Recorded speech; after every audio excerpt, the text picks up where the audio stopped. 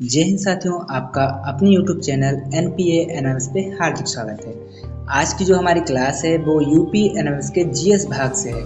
आपको UP analysis में total GS से संबंधित 35 क्वेश्चन देखने को मिलते हैं। वैसे मैं बताना चाहता हूँ ये क्लास आपकी एनएमएस से तो संबंधित है ही, साथ में आप श्रेष्ठा से यदि हैं तो श्रेष्ठा वाले भी इसको देख सकते हैं, अतुल महेश्वरी वाले बच्चे हैं वो भी इसको देख सकते हैं, उसके बाद अटल आवासीय योजना जो है वो भी देख सकते हैं।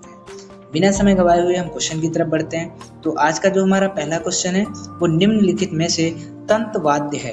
तो तंतवाद्य किसे कहा जाता है? तो ऑप्शन नंबर थर्ड, एक तारा। क्या सही हो जाएगा? एक तारा। अगला क्वेश्चन देखेंगे। अगला क्वेश्चन आपका है सम्राट अशोक के पिता कौन थे? तो सम्राट अशोक के जो पिता थे वो बिंदुसार थे। कौन थे भाई? बिंदुसार। तो पहला बिल्कुल ही हमारा सही जवाब होगा। अगला क्वेश्चन देखते हैं। अंकोर वाट का विष्णु मंदिर स्थित है। तो अंकोर वाट का विष्णु मंदिर जो है वो आपका कंबोडिया में स्थित है। कहाँ? कंबोज में स्थित है। अगला क्वेश्चन देखेंगे भाई। अगला क्वेश्चन आपका है खालसा पंथ की स्थापना की थी। तो भाई खालसा पंथ की स्थापना किसने की थी? तो गुरु गोविंद सिंह जी ने की थी। तो बिल्कुल ही हमारा सही जवाब होगा गुरु गोविंद सिंह। अगला देखते हैं क्वेश्चन नंबर 5। क्वेश्चन नंबर 5 का जवाब आपका होना चाहिए। कह रहा है क्वेश्चन नंबर 5, आगरा शहर की स्थापना किसने की थी? तो भाई आगरा शहर को किसने बसाया? तो आगरा शहर को सिकंदर लोधी ने बसाया। तो तीसरा बिल्कुल ही सही जवाब होगा। अगला क्वेश्चन कह रहा है बुलंद दरवाजा कहाँ स्थित है? भाई उत्तर प्रदेश में रह के बुलंद दरवाजा के बारे में नहीं जानते तो कुछ नहीं जानते। तो हमारा बुलंद दरवाजा है Fatehpur Sikri. Option number third बिल्कुल ही हमारा सही जवाब हो जाएगा। अगला क्वेश्चन देखते हैं भाई। अगला क्वेश्चन है चांद बीबी कहाँ की शासिका थी? तो चांद बीबी जो थी वो अहमदनगर की थी। कहाँ की थी भाई? अहमदनगर। ऑप्शन नंबर थर्ड बिल्कुल ही सही जवाब हो जाएगा। अगला क्वेश्चन देखते हैं। Question number 8, cabinet mission Bharat कब आया? तो भाई 1946 में कैबिनेट मिशन आया। मोस्ट इंपॉर्टेंट, आपको हिस्ट्री की जितनी भी डेट्स हैं वो सभी याद रखनी चाहिए, और जहाँ तक कि संविधान से संबंधित जितनी भी तारीखें हैं वो आपको सभी याद होनी चाहिए भाई। इसके लिए ये क्वेश्चन बहुत पूछे जाते हैं। भारतीय क्रांति की माता किसे कहा जाता है?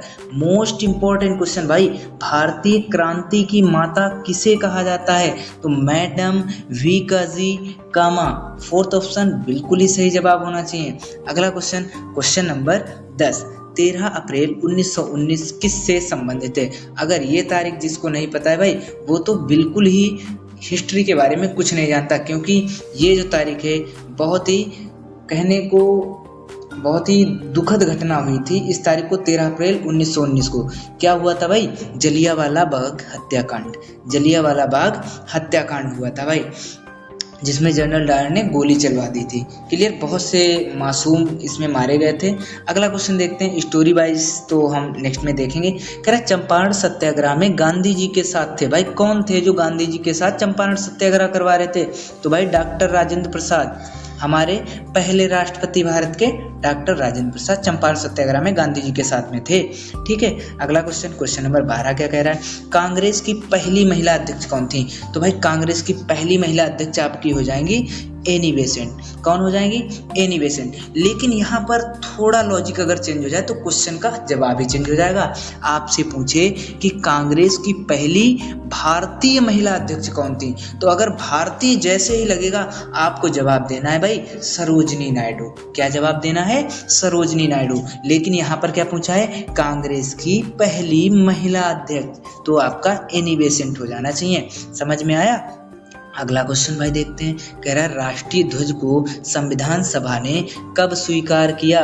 तो भाई राष्ट्रीय ध्वज को संविधान सभा द्वारा स्वीकार किया गया था 22 जुलाई 1947। मोस्ट इंपॉर्टेंट, मैंने कहा इन डेट्स को बहुत अच्छे तरीके से आपको पढ़ के जाना है, क्योंकि ये डेट्स जरूर पूछी जाती हैं। क्लियर? अगला क्वेश्चन क्या कह रहा है भाई? अगला क्वेश्चन आ जा भाई, ये रहा। सरकार द्वारा दी जाने वाली आर्थिक सहायता को क्या कहते हैं? जो सरकार जो किसी को सहायता देती है ना उसको हम क्या भाई अनुदान कहते हैं। अनुदान नाम का कोई शब्द, सहायता नहीं, अनुदान कहते हैं। ऑप्शन नंबर बी बिल्कुल ही हमारा सही जवाब होगा क्वेश्चन नंबर 14 का। क्वेश्चन क्या है? सरकार द्वारा दी जाने वाली आर्थिक सहायता को अनुदान कहते हैं। क्या कहते हैं भाई? अनुदान कहते हैं। क्वेश्चन नंबर 15 देखेंगे भाई। क्वेश्चन नंबर 15 है संविधान के अधिकार को किस संशोधन के द्वारा हटा दिया गया था? तो संविधान के अधिकार, यहाँ पर शायद संवैधानिक अधिकार या कुछ थोड़ा मुझे मिसप्रिंट लग रहा है। तो इसका वैसे तो 44वें संविधान मतलब जो संशोधन हुआ था 44वां यहाँ पर दिखा रहा है, तो कितना हो जाना चाहिए भाई 44 हो जाना। वैसे क्वेश्चन अगर मिसप्रिंट है तो नेक्स्ट वीडियो में इसका बिल्कुल जो सही है उसका जवाब मिल जाएगा। क्लियर। अगला क्वेश्चन देखते हैं भाई, क्वेश्चन नंबर 16 कह रहा नीति निर्देशक सिद्धांत क्या है? तो ये क्या एक वाद योग्य है या वाद योग्य नहीं है? तो भाई इसका सही जवाब हो जाएगा वाद योग्य नहीं है। क्लियर है। 16 का दूसरा बिल्कुल ही सही जवाब हो जाएगा।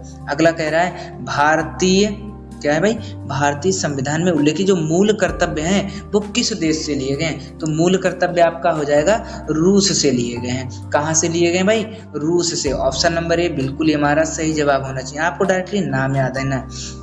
भारतीय सेना का सर्वोच्च सेनापति कौन होता है भाई?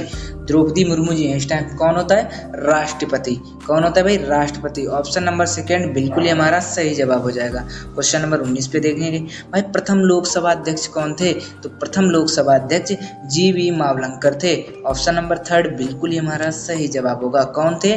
जी.वी. मावलंकर जी थे। अगला क्वेश्चन देखेंगे, क्वेश्चन नंबर 20। क्वेश्चन नंबर 20 कह रहा भारत की सुरक्षा के लिए कितनी सेनाएं हैं? आप ही बताइए भाई, भारत में इस टाइम प्रेजेंट टाइम में कितनी सेनाएं हैं? आप कहोगे सर थल सेना होती है, एक नेवी मतलब जल सेना होती है, एक वायु में उड़ने वाली वायु सेना होती है। तो कितने प्रकार की होती है भाई? 3 प्रकार की होती हैं। पहला तो बिल्कुल ही बहुत ही इजी, कुछ क्वेश्चंस आपको बहुत ही इजी देखने को मिलेंगे और कुछ थोड़े टफ भी मिलेंगे, राइट। तो आप वही 35 में अगर 20 कर ले रहे हैं ना तो बहुत कर रहे हैं। सशस्त्र सेना झंडा दिवस कब मनाया जाता है? तो भाई सशस्त्र सेना झंडा दिवस 7 दिसंबर को मनाया जाता है। कब मनाया जाता है भाई? 7 दिसंबर को मनाया जाता है। बहुत ही इंपॉर्टेंट है ये डेट। संयुक्त राष्ट्र संघ की स्थापना कब हुई थी? ये लो भाई, अभी हमने पिछले कल वाले प्रैक्टिस सेट में करवाया था, आज फिर से आ गया। संयुक्त राष्ट्र संघ की स्थापना कब होती है भाई? 24 अक्टूबर 1945। कब होती है भाई? 24 अक्टूबर 1945। अब समझ लीजिए कि हर प्रैक्टिस में दिख रहा है तो इसका मतलब बहुत इंपॉर्टेंट है, इसका मतलब बहुत इंपॉर्टेंट। तो संयुक्त राष्ट्र संघ को पूरा का पूरा पढ़ के जाएं, मेरी एक राय है भाई आप लोगों को। अगला देखते हैं भाई, अगला कह रहा है संयुक्त राष्ट्र संघ का मुख्यालय कहाँ? ये लो फिर से संयुक्त राष्ट्र संघ से आ गया। तो कहाँ है भाई? संयुक्त राज्य अमेरिका में है। क्वेश्चन नंबर 23 का क्या होना चाहिए? फर्स्ट होना चाहिए, संयुक्त राज्य अमेरिका में है। अगला क्वेश्चन देखेंगे, निम्न में से सबसे ठंडा कौन सा ग्रह है? भाई सबसे ठंडा ग्रह, सबसे गर्म ग्रह, ग्रहों के बारे में भी आपसे क्वेश्चन पूछे जाते हैं तो ये भी आपको पढ़ के जाना है। तो कौन सा हो जाएगा? वरुण। वैसे पढ़ के नहीं जाना है, हमारी जो क्लासेस आ रही हैं उनको आप लोग देखते रहिए। जीके, जीएस, साइंस और जीके यहाँ से कंप्लीट हो जाएगी। और अगर आप मैथ्स और रीजनिंग से संबंधित अगर क्लास चाहते हैं तो वो आपको नेशनल प्रथम एकेडमी पर मिल जाएगी। क्लियर।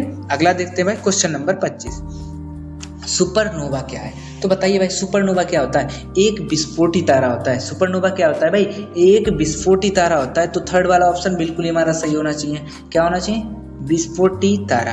यहाँ तक कोई डाउट्स होने चाहिए? नहीं होने चाहिए। कह रहा सूर्य की वहतम परत को क्या कहते हैं? मतलब जो सूर्य की बाहरी परत होती है उसको हम बोलते हैं भाई, क्या बोलते हैं? प्रकाश मंडल बोलते हैं। क्या बोलते हैं? प्रकाश मंडल बोलते हैं। अगला क्वेश्चन देखेंगे, क्वेश्चन नंबर 27।